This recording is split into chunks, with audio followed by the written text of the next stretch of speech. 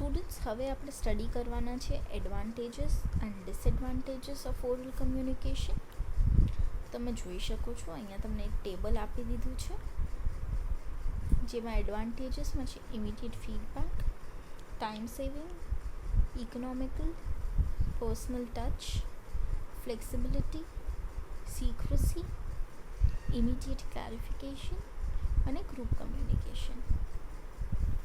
એવી જ રીતના ડિસએડવાન્ટેજીસ છે poor retention, no record, time consuming, misunderstanding, lengthy messages, lack of responsibility, imprecise અને ડિસ્ટન્સ્ડ ફેક્ટર. હવે આપણે ફર્સ્ટ પોઈન્ટ જે એડવાન્ટેજીસનો છે ઇમિડિયેટ ફીડબેક, ત્યાંથી આપણે સ્ટાર્ટ કરીએ. Immediate feedback. The biggest advantage of oral communication is that it provides immediate feedback to both the sender and the receiver. The speaker can immediately understand whether he is creating a favorable impression on the receiver or not, and whether the receiver has clearly understood his meaning or is feeling confused, and thus the sender can mold his message accordingly. સૌથી મોટામાં મોટો advantage જે હોય oral કમ્યુનિકેશનનો તો એ છે કે તમને તરત જ ફીડબેક મળી જાય છે, સેન્ડરને પણ અને રિસીવરને પણ.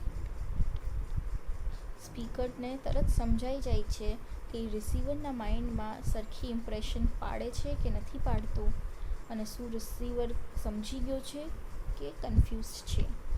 અને એવી જ રીતના જો કન્ફ્યુઝડ હોય તો સ્પીકર પોતાની વાતને વાળીને વધારે સરખી રીતના સમજાવી શકે છે. એટલે ઇમિડિયેટ ફીડબેક તમને મળે છે. Second is time saving. Oral communication is very fast. It saves the time involved in writing the message. In the cases where action is required to be taken immediately, it is advisable to communicate orally. બીજું છે કે time સેવ કરે છે, કેમ કે oral communication જલ્દી થઈ શકે છે, રિટન કમ્યુનિકેશનમાં ટાઈમ લાગી જાય છે. મેસેજીસ લખવાનો ટાઈમ પણ લાગે છે, મેસેજીસ પ્લાન કરવાનો ટાઈમ લાગે છે. આપણે જોયું લાસ્ટ ચેપ્ટરમાં કે મેસેજ લખ્યા પહેલાં કેટલી પ્લાનિંગ કરવી પડે છે. એટલે જ્યાં એક્શન તરત જ લેવાની હોય, ઇમિડિયેટ એક્શન્સની જરૂર હોય, ત્યાં ઓરલ કમ્યુનિકેશન જ કરવું વ્યાજબી રહેશે. Third is economical. Oral communication saves the money spent on stationery in an organisation. આમાં તમને કોઈ સ્ટેશનરીની જરૂર નથી, એટલે તમારા પૈસા બચી જાય છે. Fourth is personal touch. Oral communication is mostly carried out on an informal plane, and this helps to build friendly relations between the parties communicating with each other. Speech is also a more powerful and effective tool of persuasion and control. So, executives often prefer to communicate messages orally. Oral communication હંમેશા બહુ informal રહે છે, જેથી કરીને તમારા friendly relations પણ બનવાના chances હંમેશા હોય છે. સ્પીચ જે છે એ વધારે પાવરફુલ હોય છે જ્યારે આપણે કોઈ પોતાની વાત કન્વિન્સ કરવી હોય છે ત્યારે, કેમ કે એને તમે કંટ્રોલ કરી શકશો. એટલે એક્ઝિક્યુટિવ્સ જે હોય છે એ વધારે પડતું ઓરલી કમ્યુનિકેટ કરવું પ્રિફર કરે છે, કેમ કે પર્સનલ ટચ ગણાય છે. પછી આવે છે flexibility. With the help of variations in the tone, pitch and intensity of voice, the speaker can convey different shades of meaning which is not possible in written communication. This flexibility to suit the understanding of the receiver helps to increase the efficiency of oral communication. હવે જ્યારે તમે લખો છો ત્યારે તમારો tone સામેવાળાને નથી સમજાતો, પણ oral કમ્યુનિકેશનમાં એ વસ્તુ પોસિબલ છે કે તમે તમારો ટોન, વોઇસની ઇન્ટેન્સિટી એ બધું અલગ અલગ રાખીને તમે પોતાની વાતને ક્લિયર કરી શકો છો. એટલે વધારે ક્લિયર મેસેજ જાય છે રિટન કમ્યુનિકેશનમાં. એ એક ક્લેરિટી મળી નથી શકતી કે કઈ રીતના તમને કહેવા માંગે છે. જેથી કરીને આ ફ્લેક્સિબિલિટી પોતાના ટોન અને વોઇસમાં મળવાથી ઓરલ કમ્યુનિકેશન વધારે ઇફેક્ટિવ બની જાય છે. પછી આવે છે secrecy. Oral messages can be more easily kept confidential than written messages. Oral messages જે છે એને આપણે વધારે કોન્ફિડેન્શિયલ રાખી શકીએ છીએ રિટન મેસેજીસ કરતાં. સિક્રેટ મેન્ટેન થઈ શકે છે. રિટન મેસેજીસ આપણે વાત કરી હતી એમ લીક થવાના ચાન્સીસ રહે છે કોઈ ભૂલથી વાંચી કરી જાય તો, પણ ઓરલમાં જે બે વચ્ચે થયું હોય બે વચ્ચે જ વાત રહે છે. 7th is immediate clarification.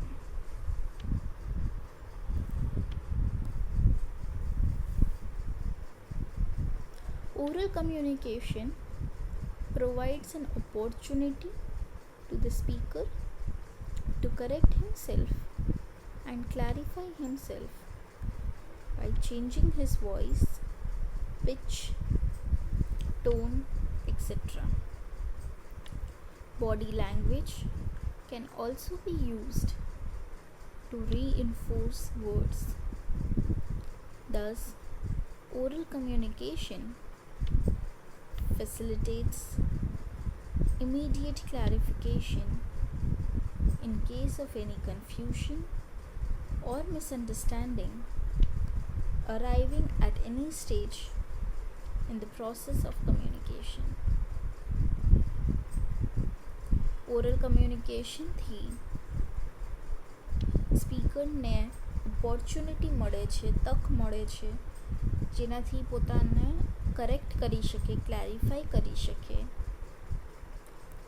કંઈ ભૂલથી બોલાઈ ગયું હોય તો એ તરત ક્લિયર થઈ જાય, યા સામેવાળો વ્યક્તિ કંઈક બીજું સમજી ગયો હોય તો એ તરત ક્લિયર થઈ જાય. સાથે વાતને સપોર્ટ કરવા માટે બોડી લેંગ્વેજ પણ હેલ્પ કરે છે. એટલે ઓરલ કમ્યુનિકેશન ઇમિડિયેટ ક્લેરિફિકેશનમાં હેલ્પ કરે છે, જેથી કરીને કોઈ કન્ફ્યુઝન યા મિસઅન્ડરસ્ટેન્ડિંગ કમ્યુનિકેશનની કોઈ પણ પ્રોસેસમાં કે સ્ટેજમાં રહી ન જાય. પછી આવે છે group communication. Oral communication is extremely useful for communicating with groups in meetings, conferences, assemblies, etc. Group communication માટે પણ ઓરલ કમ્યુનિકેશન સૌથી વધારે યુઝફુલ રહે છે. હવે આપણે વાત કરવાની છે ડિસએડવાન્ટેજીસ, જેને આપણે લિમિટેશન્સ એવો વર્ડ પણ કહી શકીએ છીએ. તો ડિસએડવાન્ટેજીસ ઓફ ઓરલ કમ્યુનિકેશન, એમાં સૌથી પહેલાં આવે છે poor retention. The listener cannot retain oral messages in his memory for a long time.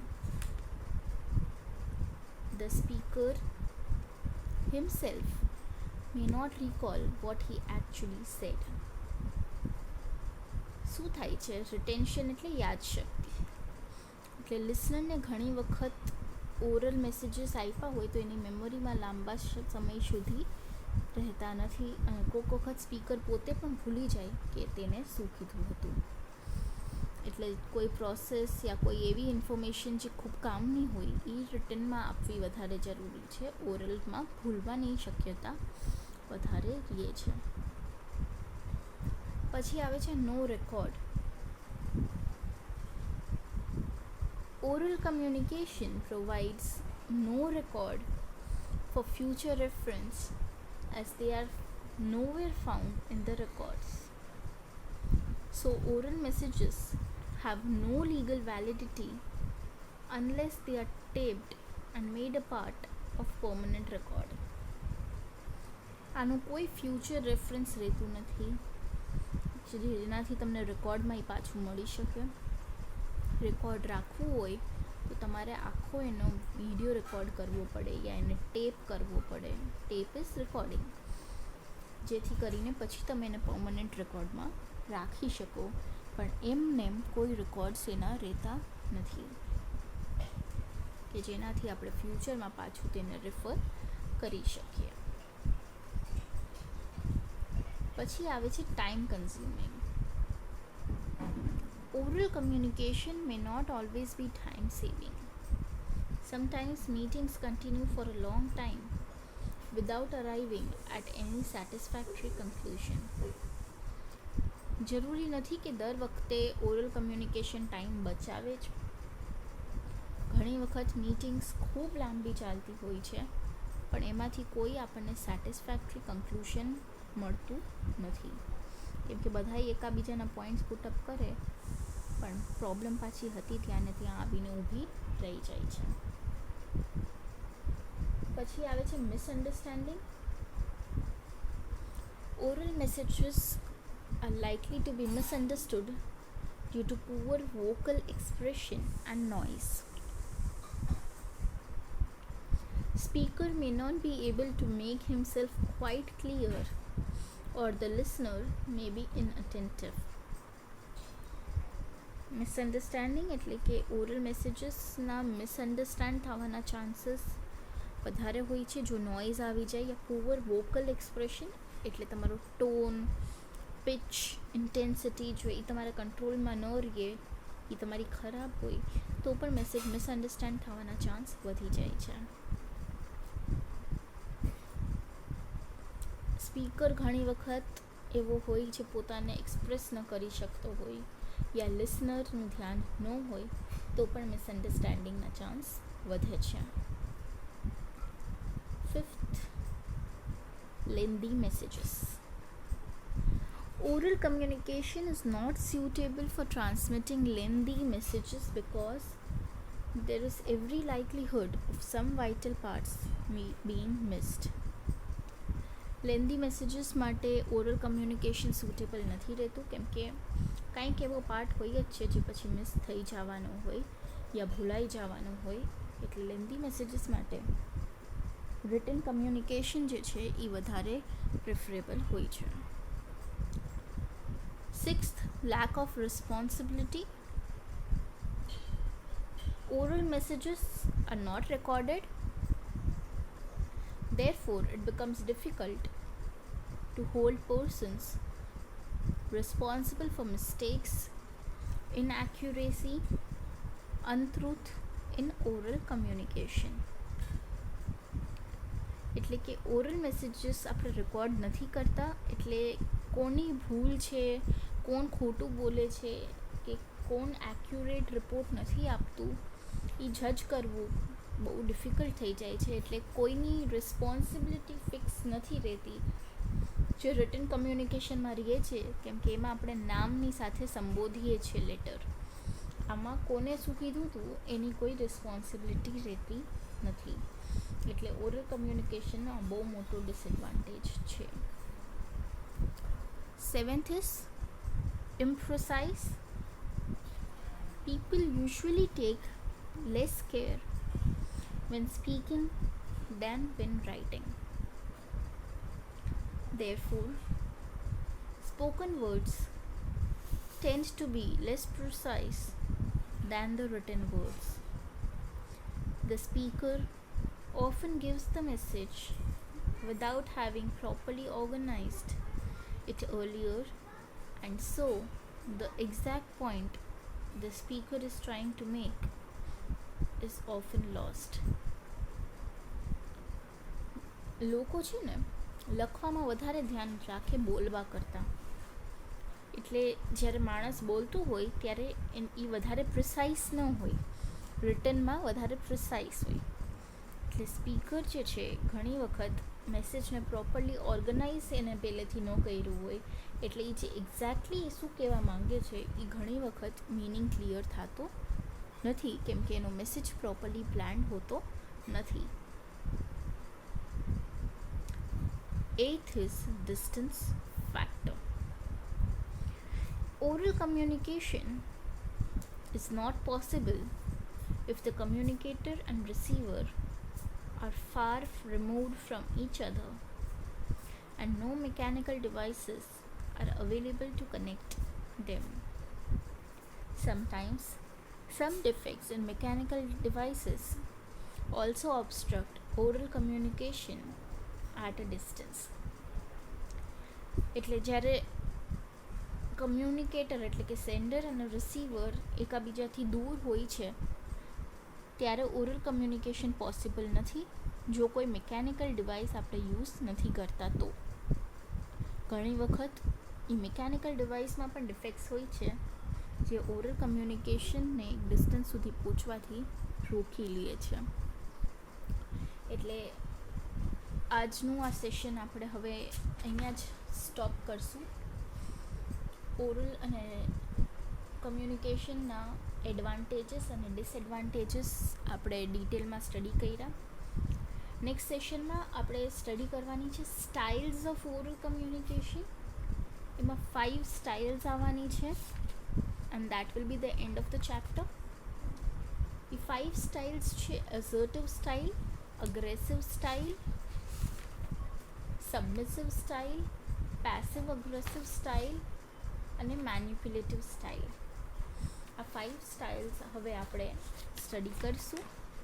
એમાં એના behavioural characteristics, non verbal behaviour, language અને people on the receiving end how they feel, એ આપણે 5ની સ્ટડી કરશું. And with that we will end our chapter.